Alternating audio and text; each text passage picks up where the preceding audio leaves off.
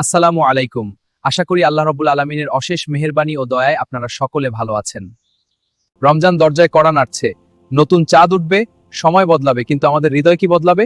রমজানের প্রস্তুতি শুরু হয় নিজের ভেতর থেকে। একবার নিজেকে প্রশ্ন করুন, গত বছর রমজান আমাকে কতটা বদলেছিল? আমি কি আগের মতোই আছি, নাকি একটু হলেও আল্লাহর কাছে এসেছি? আজ থেকেই নিয়ত করুন, এই রমজান হবে ভিন্ন। শুধু না খেয়ে থাকা নয়, চোখকে গুনাহ থেকে বাঁচাবো। জিহ্বাকে মিথ্যা থেকে দূরে রাখবো, হৃদয়কে হিংসা থেকে পরিষ্কার করব।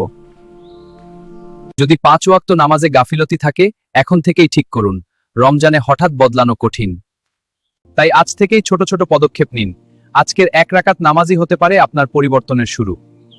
রমজান কোরআনের মাস, প্রতিদিন অল্প হলেও তিলাওয়াত শুরু করুন।